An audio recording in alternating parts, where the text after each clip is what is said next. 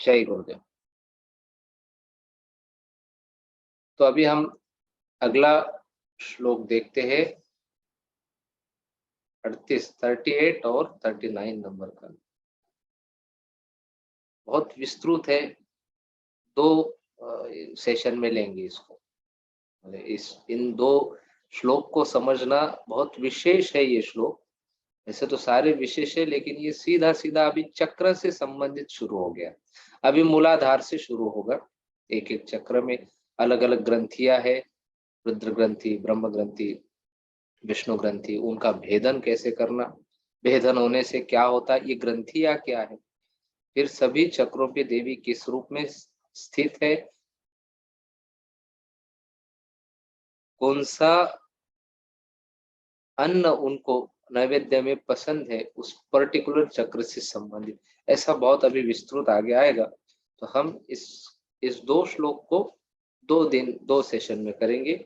आज जितना होता है उतना करेंगे, बाकी फिर अगले सेशन में हम इसको कंटिन्यू करते हैं। तो पहले हम श्लोक सुन लेते हैं, उसके बाद फिर उसका विस्तृत वर्णन सुनते हैं। तो चाहिए तो आप आंखें बंद कर लीजिए, अगर आपको वो श्लोक आते हैं तो आप बोल सकते साथ। मूलाधारैकनिलया ब्रह्म ग्रंथ विभेदिनी मणिपुरान्तरुदिता विष्णु ग्रंथि विभेदिनी आज्ञा चक्रांतरालस्था रुद्र ग्रंथि विभेदिनी सहस्राराम्बुजारूढ़ा सुधा साराभिवर्षिणी। लिटरल मीनिंग ऐसा है, मूलाधारैक निलया, मूल मूलाधार में उनका आवास है और वहां ब्रह्म ग्रंथि है, उसका विभेदन करती है, भेदन करती है। फिर मणिपुर चक्र में विष्णु ग्रंथि है, उसका भी भेदन देवी करती है। फिर आज्ञा चक्र, यहाँ दोनों भुवों के मध्य में रुद्र ग्रंथि है, उसका विभेदन भी देवी करते हैं। ब्रह्मा विष्णु महेश, इनकी अनुभूति होना भी देवी के द्वारा संभव है। सहस्राराम भुजारूढ़ा सुधा सारा भी वर्षिणी, फिर जब सहस्रार पे जाता है वही ऊर्जा देवी की शक्ति सहस्रार पे, तब सुधा सारा भी वर्षिणी माने अमृत का वर्षा हो रही है, ऐसा हमको अनुभव होता है। पर ये अनुभूति के लिए हमको हमारी ऊर्जा मूलाधार से सहस्रार तक उठाना पड़ेगा। तो हमने 3 कूट देखे, शरीर के 3 भाग, गले से ऊपर वाग्भव कूट, गले से नीचे मध्य कूट और नाभि से नीचे उधर कमर से शक्ति कूट।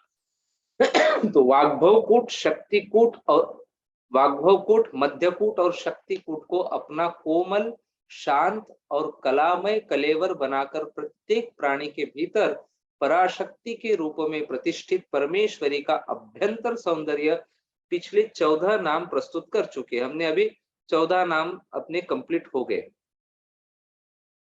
अभी अगले 10-12 नाम जो आएंगे सहस्त्र नाम में, अगले 10-12 नामों में इसी सौंदर्य के सात्विक संचार का सारगर्भित वर्णन अभी प्रस्तुत किया जाएगा। श्रीमद् वाग्भव कूटैक स्वरूप मुख पंकजा से लेकर समयाचार तत्परा, कौन सा, श्रीमद् वाग्भव कूटैक स्वरूप मुख पंकजा, ये नाम से लेके समयाचार तत्परा, इस नाम तक 14 नाम जो है मुख से मूलाधार तक स्थितिज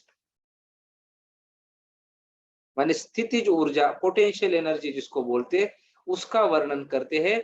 और मूलाधारैक निलया से, अभी जो आगे आएगा मूलाधारैक निलया, वहां से लेके विसतंतु तनीयसी तक आगे आने वाले सारे नाम मूलाधार से लेकर सहस्रार्चक मूल शक्ति की संयत गतिशीलता और गतिजन्य माने काइनेटिक ऊर्जा, काइनेटिक एनर्जी का ओजस्वी वर्णन अभी प्रस्तुत होगा। इसलिए देखो, ये समझने के लिए भी हमको पढ़ाई आवश्यक है। सीखना क्यों है, अनपढ़ तब भी नहीं, जो लोग अनपढ़ थे, अशिक्षित को तब भी कोई स्थान नहीं था। भारत में शिक्षा को बहुत पहले से ही विशेष महत्व दिया है। इसलिए गीता में भी कृष्ण बोले ज्ञान विज्ञान तृप्तात्मा कूटस्थो, ज्ञान और विज्ञान से जो तृप्त है वो विशेष व्यक्ति।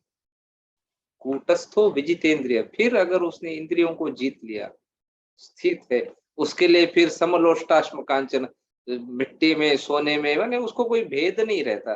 पर उस स्थिति में जाने के लिए पहले हमको ज्ञान विज्ञान दोनों से गुजरना पड़ेगा। और ईश्वर को पसंद है ज्ञानी लोग, इसलिए पढ़ाई लिखाई कभी नहीं छोड़ना, कभी भी हमने ज्ञान अर्जित करना कभी नहीं छोड़ना। समझ रहे हैं? ज्ञान हमेशा सीखते रहो, पढ़ते रहो, कुछ ना कुछ नया करते रहना है। खाली नहीं बैठ, खाली बैठना है तो ध्यान करो, सिर्फ ध्यान के लिए खाली बैठना, बाकी समय कुछ ना कुछ करते ही रहना। खाली दिमाग शैतान का घर बोलते हैं ना। अगर आप ध्यान भी नहीं कर रहे और कुछ नहीं कर रहे तो फिर तो हो गया, फिर वो शैतान ही शैतान आपके भीतर नाचे।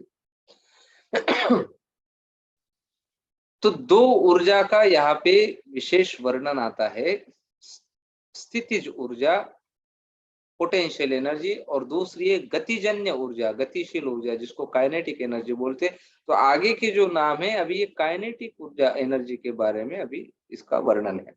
कुलांगना की कुसुम कोमल चेतना की भांति परमेश्वर की प्राण शक्ति कभी कुल कलेवर के भीतर और कभी उससे बाहर, कभी समयबद्ध होकर और कभी समय सीमा को पार कर, कभी स्थूल रूप में और कभी सूक्ष्म बनकर साधकों की मन की आंखों के सामने प्रकट होती है।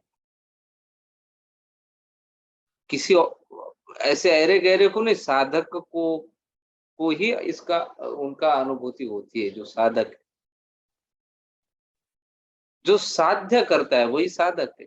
यह कहाँ पर किस रूप में और किस प्रकार संभव होता है, इसी का वर्णन आगे प्रस्तुत है। माने ये कैसे रूप का उनका दर्शन, कैसे अनुभव कैसे होता है, कहाँ पर शरीर में किस रूप में किस प्रकार संभव होता है उनका स्वरूप प्रकट होना, ये अभी आगे के जो वर्णन है, ये जो 38-29 श्लोक में, 38 और 39 नंबर के श्लोक में ये सब आता है।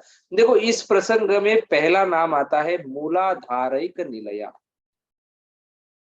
मेरुदंड जो रीढ़ की हड्डी है उसका सबसे नीचे का हिस्सा, जहां आप बैठे हैं, रीढ़ की हड्डी जमीन से लग रही है, वहां मूलाधार कहला जाता है। वहां एक चक्र है, ऊर्जा का केंद्र है, वो मूलाधार चक्र उसको बोलते हैं। यही पर पराशक्ति का शक्तिकूट भी बसा हुआ है। यही मूलाधार परमेश्वरी का स्थायी निवास है, चीर निलय बोलते हैं उसको, स्थायी निवास। कमर से ऊपर शरीर का जितना हिस्सा होता है उसके लिए सुदृढ़ आधार यही प्रदान करता है। अगर मूल बेस ही अगर खराब है तो ऊपर का तो सब खराब होगा, इसलिए उसको मूलाधार कहा गया है। मूल आधार शारीरिक संक्रिया की दृष्टि से भी यही से सर्जन और विसर्जन की दोनों क्रियाएं चलती है। समस्त संसार की सृष्टि यही से होती है और इस सृष्टि के पीछे छिपी हुई परम सत्ता का साक्षात्कार कराने वाली दृष्टि भी इसी आधार की आराधना से प्राप्त होती है। शरीर की सारी दुर्गंध और मलिनता को निष्कासित कर निर्मल आनंद की नींव डालने वाला विचित्र कूट यही शक्ति कूट है, जो दैहिक वासना और दैविक उपासना का अद्भुत संगम प्रस्तुत करता है। दैहिक वासना, दैहिक माने शरीर, शारीरिक वासना और दैविक उपासना, दैहिक दैविक एक अक्षर का फर्क है, इधर ह आता है उधर वो आता है। दैहिक वासना दैविक उपासना दोनों का अद्भुत संगम ये मूलाधार पे होता है। शरीर की दुर्गंध मलिनता वहीं से बाहर निकल। अब देखो अगर अपचन है, अन्न सड़ रहा है पेट में, ऐसे आदमी के पसीने की भी बेकार बदबू आती है, शरीर दुर्गंधमय हो जाता है। इसलिए कचरा बाहर निकालना बहुत आवश्यक है। वो कार्य भी शक्तिकूट के द्वारा, माने मूलाधार से ही ये संभव है, मूलाधार से ही निकलता है। मानव शरीर का यही मार्मिक अंग लौकिक वासना के कामुक को क्षणिक संभोग का उत्कट आनंद भी प्रदान करता है और अलौकिक आनंद के अनन्य आराधक को आत्मा और मन के विभिन्न संयोग की अपार्थिव अनुभूति भी कराता है। दो है ये आगे काम। इस शक्ति कूट में क्या होता है, शक्ति कूट का है मूलाधार और आपका स्वादिष्ठान चक्र के आसपास है, ये कमर के नीचे मार्मिक अंग है ये शरीर का। ये लौकिक वासना माने, लौकिक माने इस जगत में जो कामुक है, कामुक व्यक्ति को, कामुक माने किसी के भी मन में कभी भी वो भावना आ सकती है, बेकार है ये नहीं बोल रहे। ये हमेशा ध्यान, अक्सर लोग यही सोचते अरे बेकार, काम वासना में क्या पढ़ना है, सब बेकार, सब छोड़ो। बेकार कहीं पे भी नहीं बोला है शास्त्र में, ये लोगों ने लगाया है। अति बेकार है, अति सर्वत्र वर्जयेत।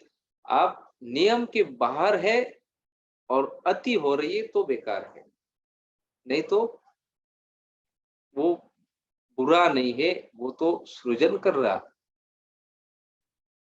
तो क्षणिक संभोग का उत्कट आनंद भी प्रदान करता है और यही स्थान है जो अलौकिक आनंद के अनन्य आराधक जो है उनको आत्मा और मन के अभिन्न संयोग, जब आत्मा और मन जब संयोग एक हो जाता है तब अपार्थिव अनुभूति भी कराता है। माने बिना शरीर का जो आनंद है, शरीर के बाहर जब अनंत तक की अनुभूति, शरीर में तो सीमित है लेकिन शरीर के बाहर जब अनंत तक की अनुभूति होती है वो भी यही से होती है। इस प्रकार मूलाधार दो मार्गों का संगम स्थल है, जिनमें जिनमें से एक ऊपर की तरफ चलकर परम श्रेय या निश्रेयस के भवन में पर्यवसित होता है और दूसरा नीचे की तरफ चलकर पार्थिव या प्रेय सुख के पंकिल गर्त में परिणत होता है। इसमें ये श्रेयस और प्रेयस, ये दो के बारे में गुरुदेव ने शायद कठोपनिषद में बोला है, कठोपनिषद में या केनोपनिषद, कहीं पे उन्होंने इसका वर्णन किया है। श्रेयस माने जो दिव्य जगत का जो अनुभव है, माने मुक्ति मोक्ष, माने ये जो अलौकिक जगत में, और प्रेयस माने इस जगत के जो सुख है। हर चीज आप सुख के लिए कर रहे हैं, आप आइसक्रीम खाते, आप कहीं तो सुख की अभिलाषा है, आप घूमने के लिए जाते, कहीं सुख की अभिलाषा है, अच्छा कुछ देखते सुख, हर चीज सुख। तो ये लौकिक जगत का जो सुख है इसको प्रेयस, और जो अलौकिक जगत का सुख है उसको श्रेयस बोलते।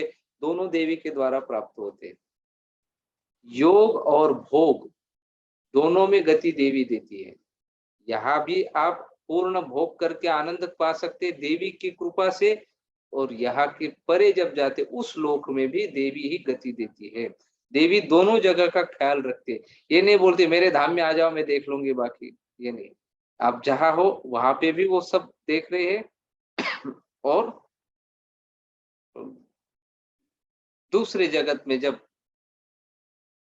चेतना ऊपर उठ जाती है वहां पर भी वही जिम्मेदारी लेती है, इसलिए तो कुलांगना बोलते हैं उसको।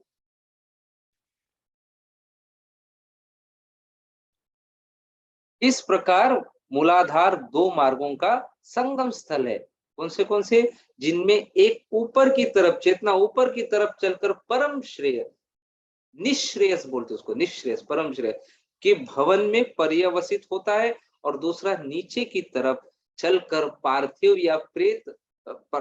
या प्रेय सुख के पंकिल गर्त में परिणत होता है। सुख दोनों जगह है, पर प्रेय सुख जो है वो क्षणिक है, श्रेय सुख जो है वो असीमित है, अनंत है। प्रेय और श्रेय के बीच में जहां इस प्रकार का संघर्ष पैदा होता है तो मेधावी साधक प्रेय का केवल परिचय मात्र पाकर अंत में श्रेय को ही स्वीकार करता है। जब प्रेय और श्रेय दोनों में संघर्ष होता है, यहाँ दुविधा में पड़ते हैं लोग। बहुत सारे लोग क्या, यहाँ पे सुख मिल रहा है पहले उसको उपभोग कर ले, बाद में फिर देखेंगे उधर का। दोनों में जब संघर्ष होता है कि कौन सा सुख सर्वश्रेष्ठ है, तो जो मेधावी आराधक रहता है, माने बुद्धिमान, जिसके बुद्धि में प्रकाश, अब बुद्धि में प्रकाश भी देवी से आता है, इसलिए तो देवी को मति बोलते, आत्मा त्वम गिरिजा मति, शिव जी की शिव पूजा पर पूजा में बोलते हैं आप आत्मा हो और मेरी मति देवी है। तो वो भी देवी से आती है प्रकाश बुद्धि में। पर जिसकी बुद्धि में प्रकाश है वो व्यक्ति ऐसे स्थिति में जहां ये संघर्ष हुआ श्रेयस और प्रेयस के बीच में, तो वो क्या करता है, जो प्रेयस सुख है माने इस लौकिक जगत का जो सुख है वो तो वो करता है, लेकिन सिर्फ परिचय, भाई सुख क्या हो सकता है उसका अनुभव करने के लिए वो ये करता है। समझ रहे, इंद्रियों से आप सुख क्या है उसकी झलक, भले शाश्वत सुख नहीं मिल रहा है लेकिन परिचय तो ले सकते हैं कि ऐसा सुख हो सकता है। भले मुझे थोड़े क्षण के लिए मिल रहा है लेकिन ये अनंत में भी मुझे चाहिए। ये कब आपके अंदर इच्छा होगी, जब आप क्षणिक सुख भोगोगे तभी तो पता चलेगा। पर जो मेधावी साधक है वो क्या करता है, प्रेय का केवल परिचय मात्र पाकर, सिर्फ परिचय, भाई ऐसा ऐसा है, अंत में श्रेय को ही स्वीकार करता है। लौकिक वासना से मिलने वाला क्षण भंगुर आनंद पारलौकिक साधना से मिलने वाले अखंड आनंद का आभास मात्र है। इस बात का हमेशा हम सब ने ख्याल रखना चाहिए कि यहाँ लौकिक जगत में जो भी हम सुख उपभोग कर रहे हैं वो क्षणिक है, क्षण भंगुर। लौकिक सुख प्रत्यक्ष होता है।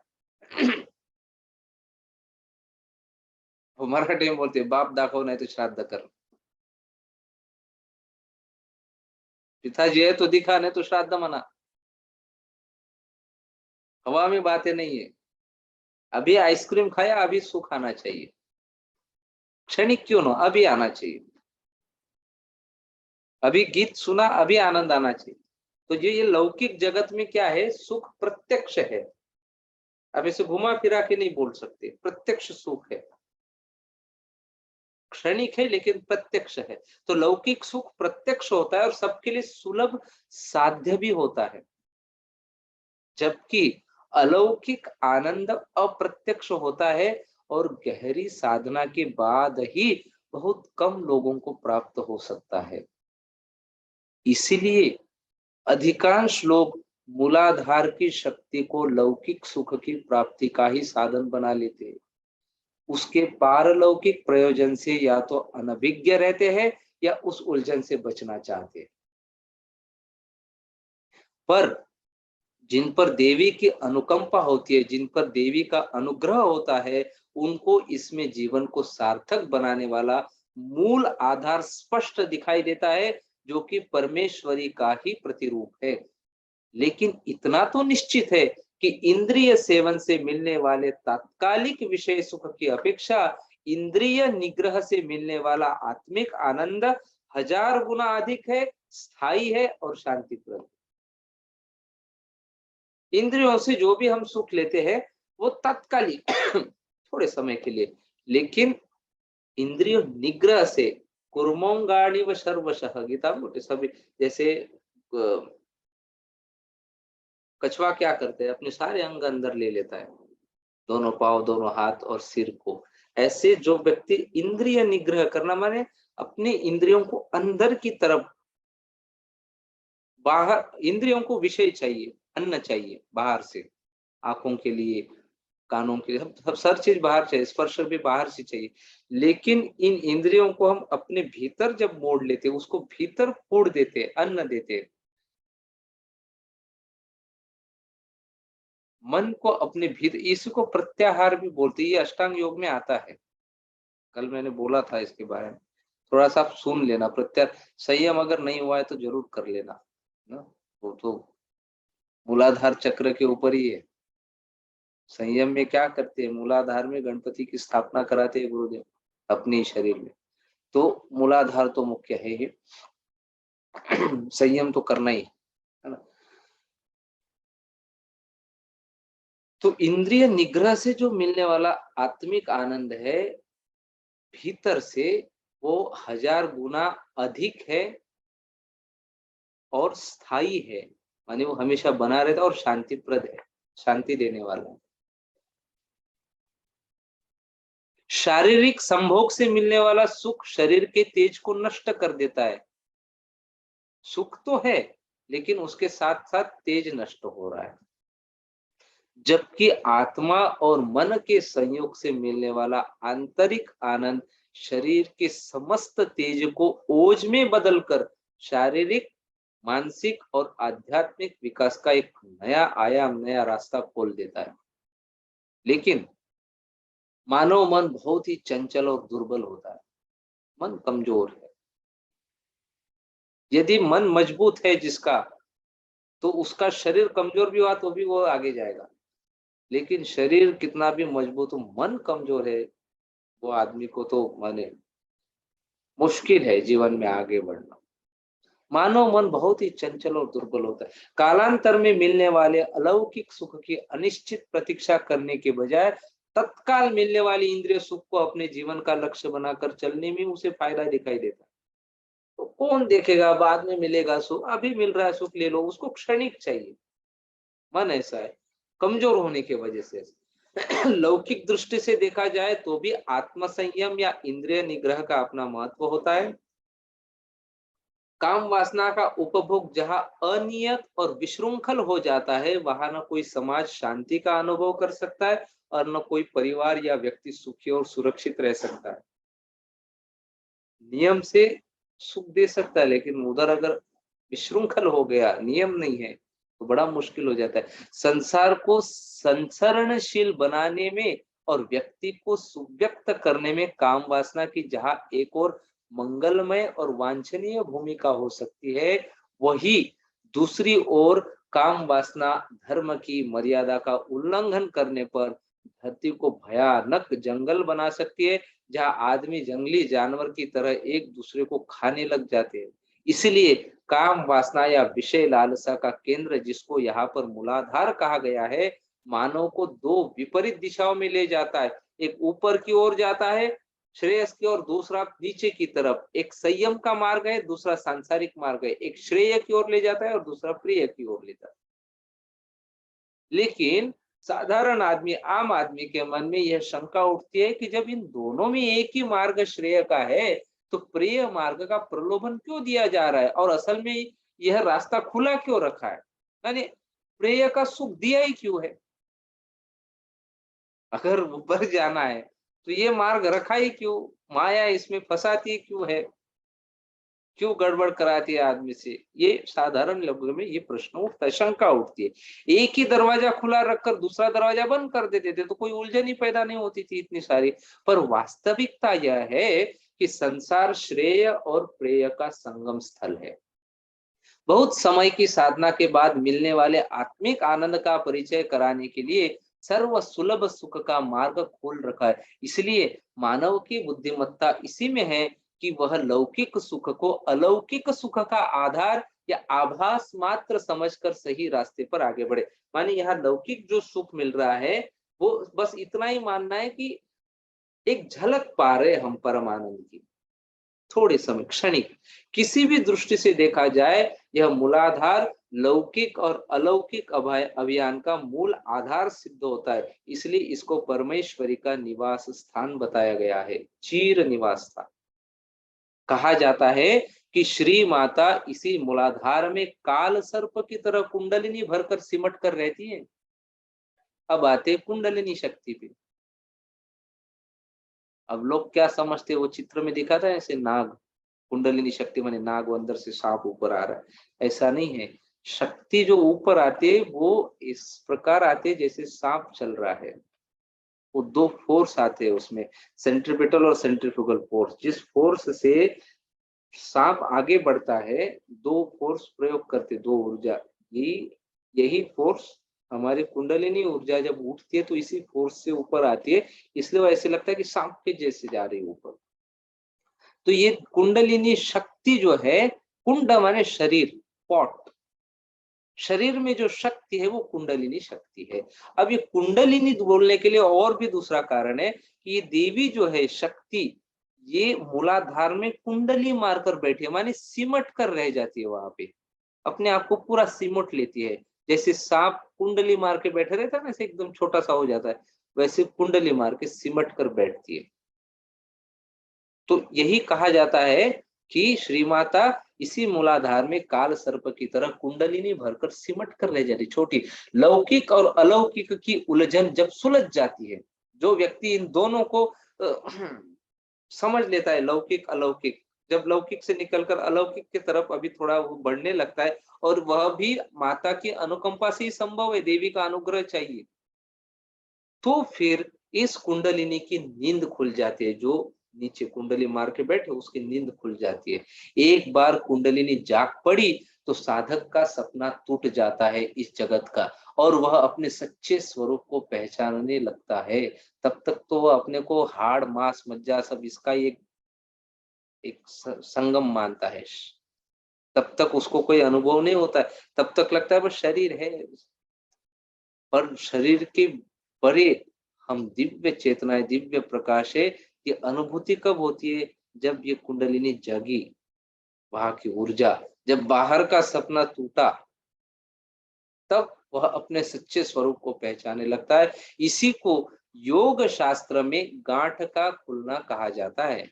योग शास्त्र, पतंजलि योग और भी योग शास्त्र है, उसमें बोले गांठ खुल गई। अभी जैसे ही साधक का ध्यान मूलाधार से ऊपर उठता है तो यह गांठ ग्रंथि खुल जाती है। इसी प्रकार की और भी ग्रंथियां है जो साधना के मार्ग में जगह जगह पर बनी हुई है। यह पहली ग्रंथि है जो मूलाधार के ऊपर स्थित होती है।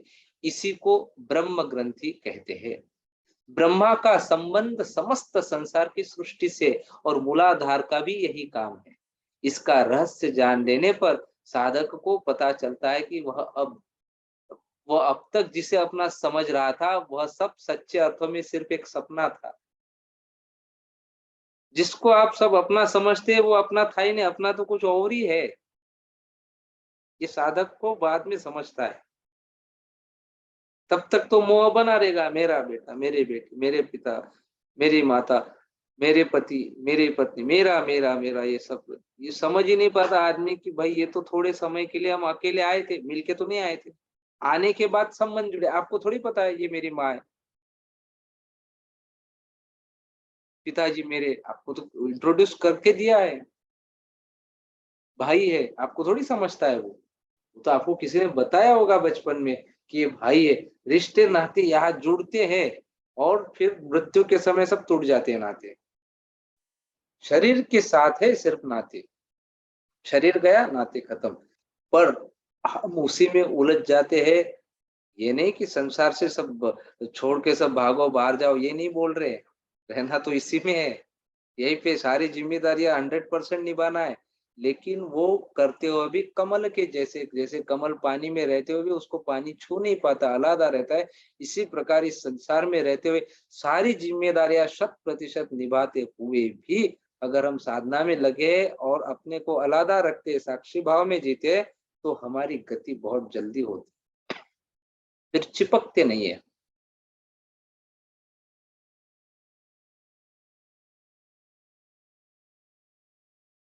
तो जिसको अपना समझ रहे थे वह सच्चे अर्थों में सिर्फ एक सपना था, ये साधक को अनुभूति होती है। इस अनुभूति के साथ उसका एक सपना टूट जाता है और दूसरा सपना शुरू हो जाता है। आगे बहुत रास्ता तय करना है, यह तो केवल आरंभ है। यह गांठ उसके लंबे रास्ते की पहली मंजिल है। इस मंजिल को पार कराने और इस पहली गांठ को खुलवाने वाली माँ ललिता को यहाँ ब्रह्म ग्रंथि विभेदिनी कहा गया है। यही इस प्रसंग का दूसरा नाम है। मूलाधारिक निलया, फिर ब्रह्म ग्रंथि विभेदिनी, दूसरा नाम। फिर अगले दो नाम इस कुछ के दूसरे पड़ाव की ओर संकेत करते हैं। जो ये कूच, जो एक यात्रा पड़ी है अभी जाने का, दूसरा पड़ाव है मणिपुरांत रुदिता और विष्णु ग्रंथि विभेदिनी, ये दो नाम आते हैं। मूलाधार से आगे बढ़कर स्वादिष्ठान के ऊपर जब आता है, दूसरे कूट में जब आता है, मध्य कूट में, वहां मूलाधार चक्र है। मणिपुर तक जब पहुंचती है साधक, तो दूसरी ग्रंथि जो विष्णु ग्रंथि के नाम से जानी जाती है सामने आती है। परमेश्वरी की कृपा से यह भी खुल जाती है। जब ब्रह्म ग्रंथि खुल जाती है तो साधक को शरीर की सारहीनता का पता चल जाता है कि शरीर का कोई सार है नहीं, ये तो बस हमको अनुभव कराने के लिए ये शरीर था। और जब दूसरी गांठ विष्णु ग्रंथि भी खुल जाती है तो उससे अपने मन की मादक माया का बोध हो जाता है। अब थोड़ा मन के स्तर पे गया हो, वह अशरीरी और अमनस्क बन जाता है। माने अभी शरीर में वो बंधा नहीं रहेगा। शरीर और मन से परे साधक को ले जाने वाली परमेश्वरी यहाँ मणिपुर चक्र में निवास करती है।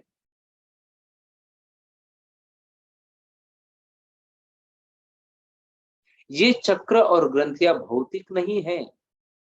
आप बोलेंगे शरीर में यहाँ है, मैं देखूंगा ये ग्रंथि, ये चक्र, ये दिखता नहीं, ये भौतिक नहीं है। शरीर के अन्यान्य अंगों की भांति इनको चर्म चक्षुओं से देखना संभव नहीं है। इस चमड़े की आंखों से आप देख नहीं सकते। मन की विभिन्न भाव भूमिकाओं के ये प्रतीक मात्र है।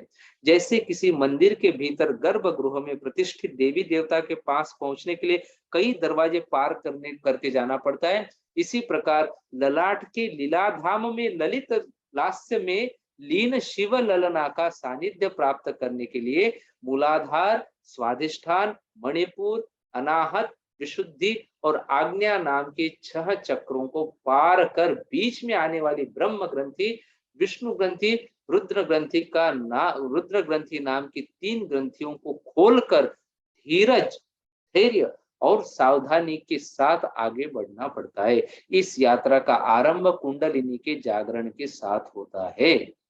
पहले तो कुंडलिनी जागृत होना चाहिए, ये तो यात्रा आगे की है। कुंडलिनी जागृत के बहुत सारे उपाय है। साधना तो मुख्य है ही, प्राण शक्ति को बढ़ाए, सात्विक भोजन करे, अच्छे लोगों के साथ रहे, विचार हमेशा ऊंचे रखना चाहिए, मंत्र, ऐसे बहुत सारे इसके उपाय है। और देवी देवी आराधना तो है ही, देवी का तो मुख्य। कई लोगों के मन में ये प्रश्न उठता है कि कुंडलिनी का जागरण कैसे होता है और इसका पता साधक को कैसे चलता है। यहाँ पे भी प्रश्न आते रहते। परमात्मा की पावन भावना से जब मन पुलकित होता है, आंखों से आनंद के आंखों से आनंद के आंसू टपक पड़ते हैं। सारा शरीर और विशेषकर शरीर का मध्य भाग पसीने से भर जाता है और मन में एकदम प्रसन्नता और प्रफुल्लता की भावना छा जाती है। तो समझना चाहिए कि कुंडलिनी का जागरण हो रहा है या हो चुका है। फिर बताता हूं मैं क्या क्या होता है। परमात्मा की पावन भावना से जब तन पुलकित होता है, एक एक कण पुलकित शरीर का, आंखों से आनंद के आंसू टपक पड़ते हैं, सारा शरीर और विशेषकर शरीर का मध्य भाग पसीने से भर जाता है और मन में एकदम प्रसन्नता और प्रफुल्लता की भावना छा जाती हो, तो समझना चाहिए कि कुंडलिनी शक्ति का जागरण हो रहा है या हो चुका है।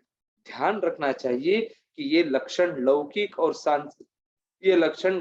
और सांसारिक सुख के उपभोग में भी पाए जाते हैं। ये नहीं सोचना कि ये लक्षण माने सिर्फ कुंडलिनी में आते, ये यहाँ पे भी कुछ उपभोग करे उसमें भी ये लक्षण आप पा सकते। लेकिन दोनों में मूलभूत अंतर है कि लौकिक सुख इंद्रियानुभव पर आधारित है, माने इंद्र उसमें काम कर रहे, जबकि आध्यात्मिक सुख अतीन्द्रिय होता है, इंद्रियों के परे, वह इंद्रिय काम नहीं करते। केवल बुद्धि से ग्रहण किए जाने वाला यही अतीन्द्रिय सुख गीता में आत्यंतिक सुख कहा गया है। भगवान श्री कृष्ण बोले आत्यंतिक सुख की प्राप्ति। शरीर के शुद्ध बुद्ध खोने के बाद अंदर ही अंदर यह सुख महसूस होता है। बाहरी स्पर्श में जो आनंद होता है उसमें संसार का बोध और शरीर का ज्ञान बराबर रहता है, जबकि भीतर ही भीतर प्रतिष्ठित और परिवर्धित ब्रह्म भावना का स्पर्श साधक को बेसुध बना देता है। यही तादात्म्य या तत्परता कुंडलिनी के जागरण का सूचक है। एक बार कुंडलिनी का जागरण हो जाता है तो बहुत जल्दी जल्दी ऊपर की ओर बढ़ती है। फिर शुरुआत होना आवश्यक है। मैं एक बार गाड़ी शुरू होगी तो बराबर आगे जाएगी। मूलाधार के ऊपर स्वादिष्ठान होता है जहां पर साधक को अपनेपन का बोध होता है।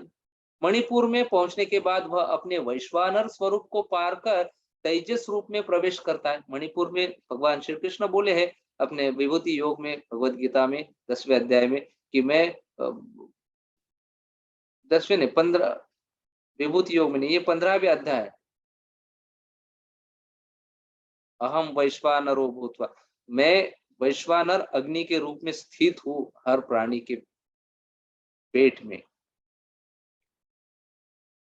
तो मणिपुर में पहुंचने के बाद साधक अपने वैश्वानर स्वरूप को पार कर तेजस रूप में प्रवेश करता है। आदमी जब जागृत अवस्था में रहता है तब व्यावहारिक जगत उसके सामने प्रत्यक्ष सत्य ही सत्य की तरह दिखाई देता है। इसी को वैश्वानर रूप कहा जाता है। जैसे ही मनुष्य शरीर को विश्राम देने के लिए सो जाता है तो स्वप्न जगत उसके सामने खुल जाता है, जिसका सृष्टा और दृष्टा एकमात्र मन ही होता है। मन बनाने वाला भी और देखने वाला भी मन ही है। स्वप्न जगत, मन मन ही यह संसार बसाता है और मन ही इसका आनंद पाता है। शरीर का इसमें कोई हाथ नहीं होता। इसी प्रकार ब्रह्म ग्रंथि को पार करने के बाद साधक का संबंध शरीर से कम होता है और मन से अधिक हो जाता है। फिर चेतना उठ गई शरीर के ऊपर, एक प्रकार से देहधारी मनस्वी बन जाता है वो। लेकिन यह सब जागृत दशा में ही होता है, तभी तो यह योग बनता है। निद्रावस्था में शरीर की सुध बुध खोकर सपने देखना साधारण भोगी प्राणी भी कर सकता है, वो तो बेहोशी में होती है नींद। पर साधक की अनुभूति इससे भिन्न है। जीते जागते ही जान बूझकर और अपनी बलवती इच्छा से वह ध्यान और समाधि के बल पर अशरीरी मनस्विता का अनुभव करने लगता है। इस प्रकार पहुंचते पहुंचते वह स्वप्न की दशा को भी पार कर गाढ़ सुषुप्ति गहरी नींद की अवस्था को पाता है, जहां शरीर और मन आत्मा को एकांत में छोड़कर वापस चले जाते हैं। इसके बाद आत्मा का अपना राज्य कायम हो जाता है। यह राज्य दूसरी गांठ विष्णु ग्रंथि खोलने के बाद साधक के सामने उसी प्रकार प्रकट हो जाता है जैसे गहरी नींद सोने वाले साधारण प्राणी को मन पसंद आराम मिल जाए। अंतर केवल यही है कि साधक सब कुछ जानता है और समझता है और साधारण प्राणी को पता नहीं चलता कि उसको क्या हो गया है। असल में होता यह है कि अपने स्वरूप की खोज में चलने वाला साधक इस साधना में अपने को पाता है, तो अपनी इच्छा से निरपेक्ष भाव से तन मन को आराम देने वाले प्राणी सब कुछ पाकर भी बहुत कुछ खो देता है। सारी संपत्ति हाथ लगते लगते निकल जाती है, पर साधक तो जो कुछ पाता है पाता ही है, खोता कुछ नहीं।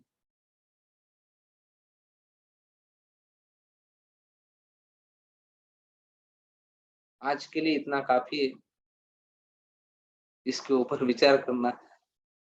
अगली बार हम जाएंगे रुद्र ग्रंथि पे। अब दो ग्रंथि तो हो गया है ना। कोई प्रश्न है तो अच्छे प्रश्न भेजिए।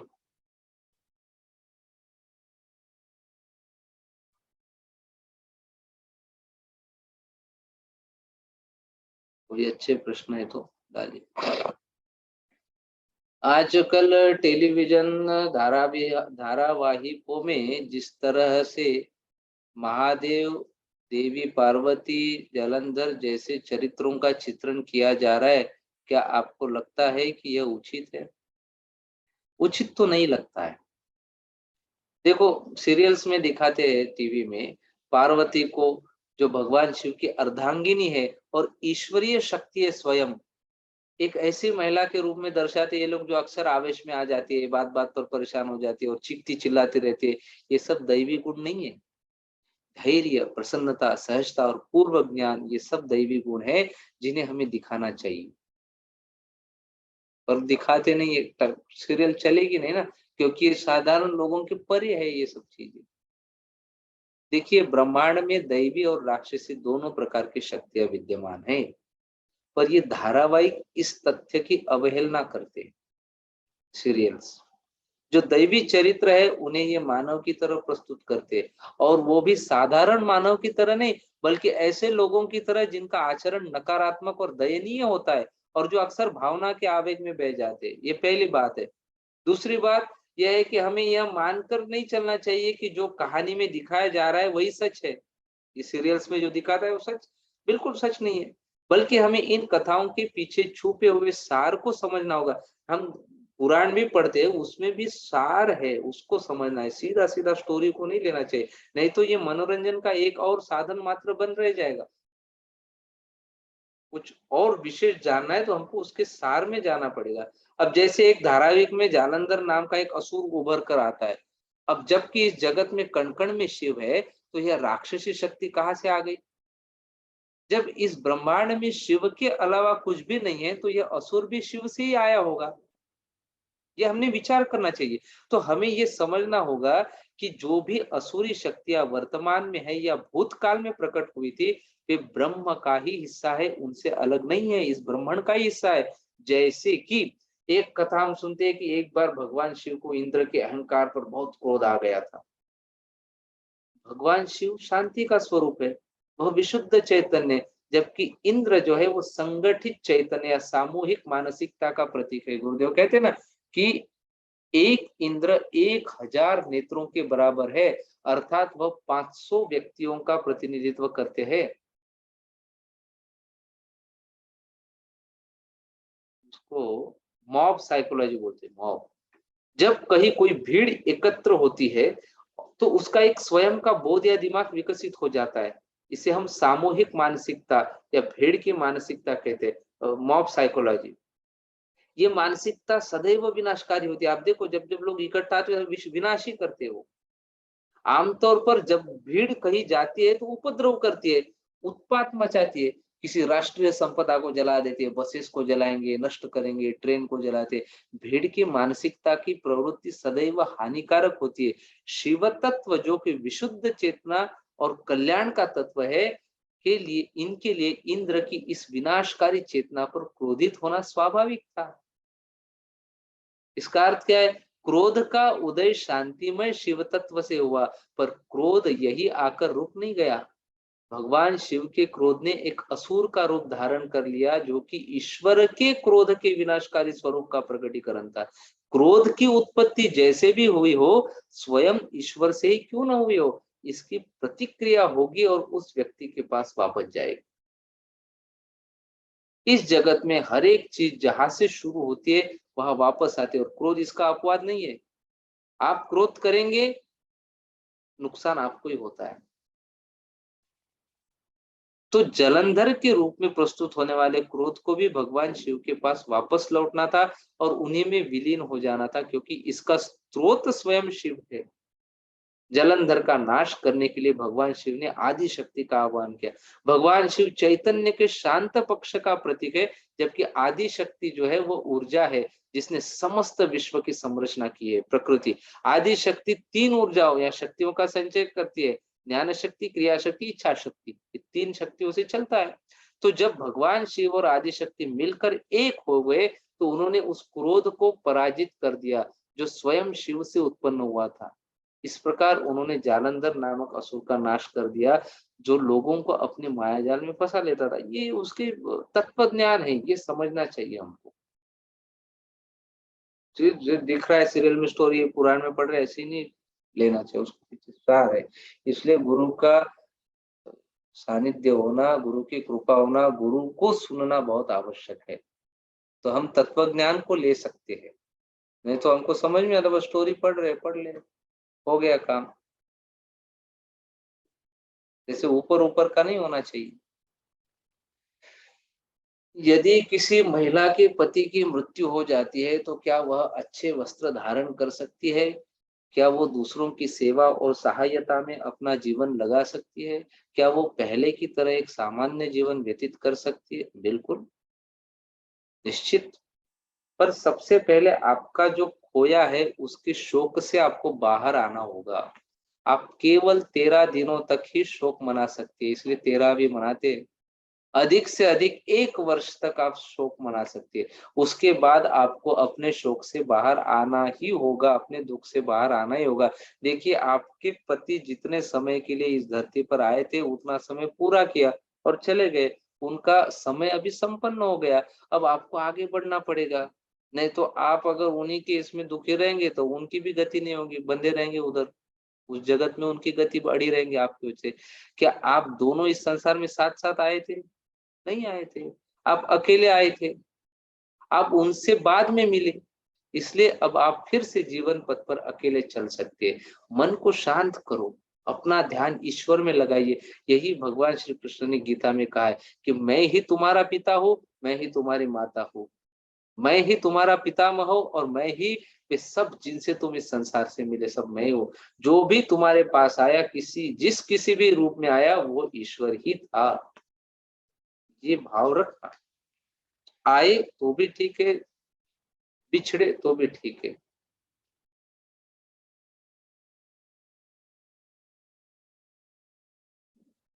गतासु न गतासु शनान शोचंती पंडिता। जो ज्ञानी व्यक्ति है वो जो आता गया उसके बारे में शोक नहीं करता।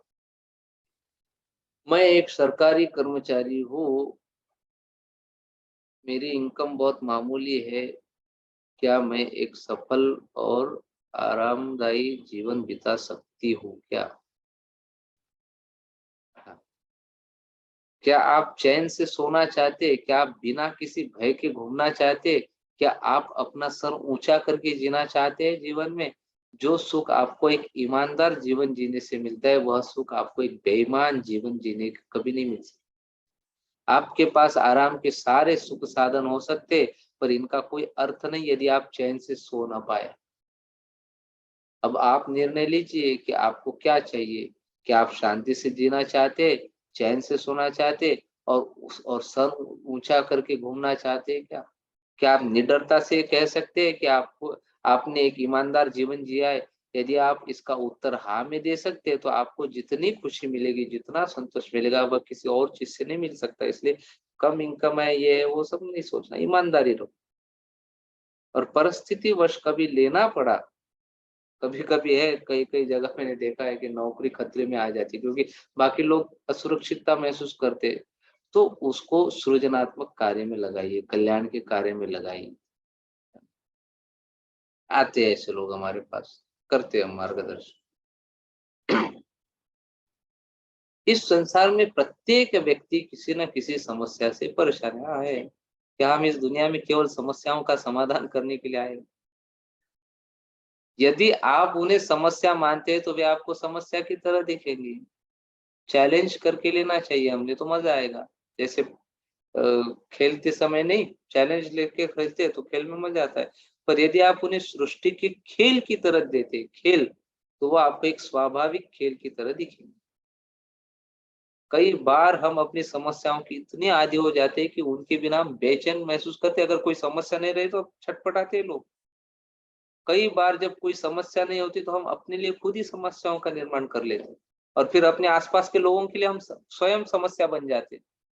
हमें जीवन के प्रति अपना दृष्टिकोण बदलना होगा, एक व्यापक दृष्टिकोण अपनाना होगा। ये संसार विभिन्नताओं से भरा हुआ है और प्रत्येक व्यक्ति का स्वभाव और व्यवहार एक दूसरे से भिन्न है। इस बात को समझने की आवश्यकता है। साधना करो, ज्ञान में रहो, तो क्या होता है हमको ये समस्या फिर समस्या नहीं लगती, उसका ऊर्जा। हर कोई समस्या आती है, कुछ बात है, देखना उस समय गुरु के नजर मेरे जगह अगर गुरुदेव होते थे तो वो इस समस्या को कैसे सॉल्व करते थे, क्या सॉल्यूशन निकाल, क्या वो भी क्रोध में आ जाते, क्या वो डिप्रेस होके बैठते थे, क्या कमरे में बंद कर लेते थे वो? ये सोचना, गुरु के नजरों से दुनिया को देखना माने ये यही है।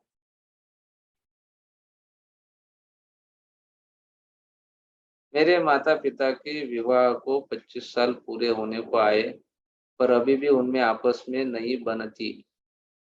जब मैं अपने पिता की बात सुनता हूँ तो वो सही मालूम पड़ते, और जब मैं अपनी माँ की बात सुनता हूँ तो वो सही जान पड़ते। समझ में नहीं आता कि क्या करूँ, कुछ मत करो। क्या करेंगे तुम? पहला सुझाव तो यही होगा कि दोनों की बातें सुनते रहो, दोनों को सुना, दोनों से कहो कि वह सही है और साथ ही साथ इस बात का भी प्रयास करते रहो कि उन दोनों के संबंध मधुर हो जाए। एक दूसरे के पास आप प्रशंसा करना कि देखो आपके बारे में माँ इतना अच्छा अच्छा बोलती है, हमेशा लोगों को ऐसे बोल, हिम्मत नहीं हारना। अगर 100 बार कोशिश करेंगे तो एक बार तो कुछ अच्छा जरूर निकल आएगा। देखो 25 साल पहले ही निकल चुके हैं, 25 साल गए जीवन के, और बाकी के 20-25 साल भी ऐसे ही निकल जाएंगे। हम उसके बाद में देखेंगे कि क्या होता है। पर हाँ, उनके संबंध मधुर बन जाए इसके लिए बहुत ज्यादा प्रयास करने की आवश्यकता नहीं है कि सब उसी में सारी एनर्जी डालो। जैसा चल रहा है उसे स्वीकार करो और मन को शांत रखो। मनुष्य की प्रवृत्ति को बदलना आसान काम नहीं है, इसलिए बेहतर ये होगा कि जैसे वे है वैसे उन्हें रहने दो।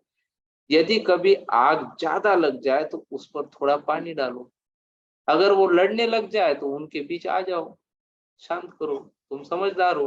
हमारे समाज में चीजें ऐसी ही चलती है। एक बार एक व्यक्ति ने पूछा कि तुम अपनी पत्नी से क्यों झगड़ा करते हो?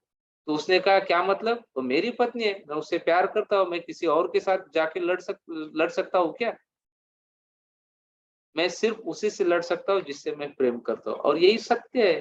देखो, वे अक्सर एक दूसरे से लड़ते रहेंगे, पर वो फिर से साथ भी आ जाएंगे और एक दूसरे को प्यार भी करेंगे। ये चलता रहता है। ज्यादा हस्तक्षेप नहीं करना, हमने ज्यादा चिंता भी नहीं करना, अपना जियो अच्छे से, आनंद से जियो, मस्ती से रहो। अटैच मोह है वहां पे, देखो, वह क्रोधात भवति सम्मोहो सम्मोहात स्मृति विभ्रमा, गीता में। जहाँ मोह अटैचमेंट है वही क्रोध आता है, और जहाँ क्रोध है वही मोह रहता है। अब जीवन ऐसा खतरनाक बन जाता है उस समय, ना एक दूसरे के साथ शांति से रह सकते, ना एक दूसरे को छोड़ के रह सकते। तो रहो, कॉम्प्रोमाइज करो, उसी में रहो, आनंद लो उस स्थिति का। कॉन्फिडेंस एंड फोकस कैसे बनाओ?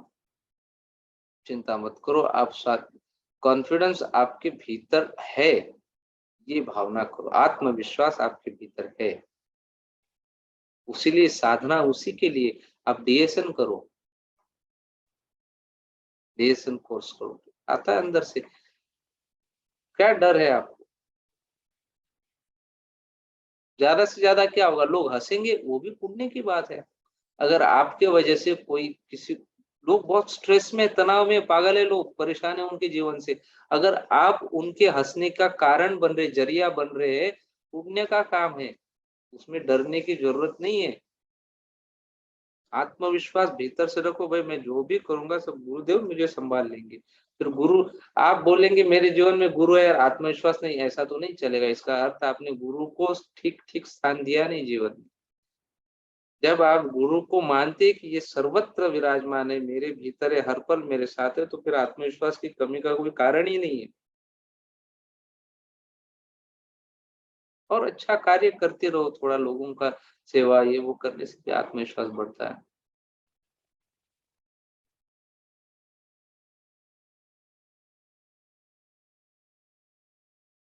मेरो मेरो बेटी डे, बेटी डे क्या लिखा है ये? विनय जी, किस लेडीज से प्यार करती और उससे शादी करना चाहती है, पर मैंने किसी एस्ट्रोलॉजर से पूछा तो उन्होंने मना किया, तो मैं क्या करूं? बेटी की बेटा बोल रहे आप? लेडीज से प्यार करते तो वो तो बेटा ही रहेगा, सामान्य तौर पे अगर होगा तो। ठीक है, समझाओ, नहीं समझते तो करने दो, भुगतेगा वही, चिंता नहीं करना, आप अपना देखिए।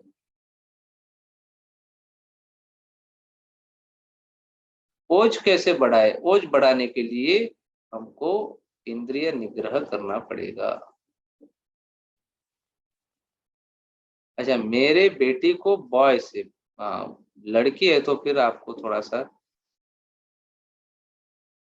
वो, थोड़ा फिर स्ट्रांग होना पड़ेगा, थोड़ा समझाओ उसको, उसको सीधा सीधा मना मत करना, पोस्टपोन करो, बोलो करके देंगे, अभी टाइम है, बोलना करके, कोई अच्छा लड़का है वो, ऐसे करो। जब 6-7 महीने, 1 साल निकल जाता है तो अपने आप टूट जाता है वो, क्योंकि ये सब बरसाती मेंढक रहते हैं, ये प्यार, थोड़ा बहुत आकर्षण रहता है, तुरंत हो जाता है, ज्यादा दिन नहीं चलता।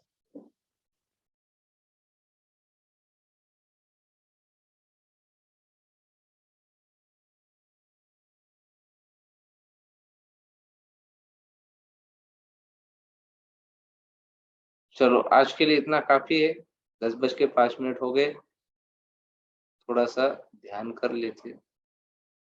कल छुट्टी रहे।